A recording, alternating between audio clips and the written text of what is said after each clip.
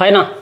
Hi. So మీరు tabs 5,000 ఉందైతే sale చేస్తున్నాను చెప్పారు. ఎస్ అవునన్నా, 5,500 రూపాయలకే Lenovo M10 HD 3GB 32GB RAM అండి. ఇది ఈ ల్యాప్టాప్ ఈ ట్యాబ్ని మనం కేవలం 5,500 రూపాయలకు మాత్రమే ఇస్తున్నామండి. 3GB 32GB అండి. సో గాయస్ చూసారు, మనకు 3GB 32GB రోమ్ వస్తుంది. అండ్ ట్యాబ్ చాలా అంటే చాలా నీట్గా అయితే ఉంది.